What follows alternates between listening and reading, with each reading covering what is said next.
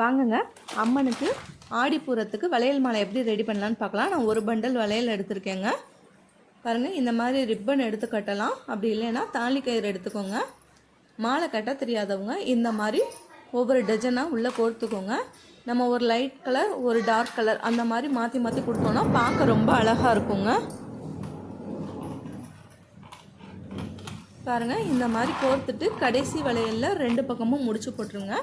இப்படி தாங்க கோயிலில் போடுவாங்க. எல்லோரும் கொடுக்குற வளையலையும் வாங்கி இந்த மாதிரி தான் செஞ்சு போடுவாங்க. நீங்கள் இந்த மாதிரி செஞ்சு கொடுத்துட்டிங்கன்னா உடனே சாமிக்கு சாத்திடுவாங்க. ரொம்ப அழகாக இருக்குங்க.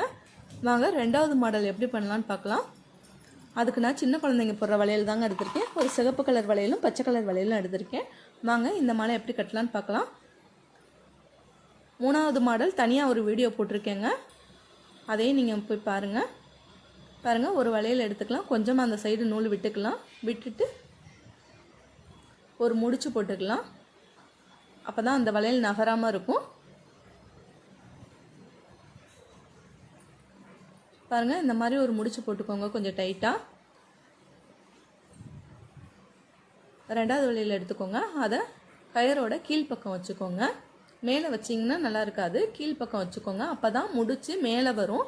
ஒவ்வொரு வளையலுக்கும் ஒவ்வொரு முடிச்சு வரும். பார்க்க ரொம்ப அழகாக இருக்குங்க. வாங்க, ஆடி மாதம் ஸ்பெஷல் அடுத்தடுத்து நம்ம வீடியோ போட்டுகிட்டே இருப்போம். என்னோடய சேனலை சப்ஸ்கிரைப் பண்ணிக்கோங்க. அப்போ தான் நான் அடுத்தடுத்து போடுற வீடியோஸ் எல்லாமே உங்களுக்கு கிடைக்கும். பாருங்கள், 2வது வளையலில் முடிச்சு போட்டாச்சு. ரொம்ப ஈஸியாக பண்ணிடலாங்க. மாலை கட்ட தெரியாதவங்க கூட இந்த மாதிரி கட்டிடலாம். நான் 3வது புது மாடல் இன்னொரு தனியாக வீடியோவில் போட்டிருக்கேன்.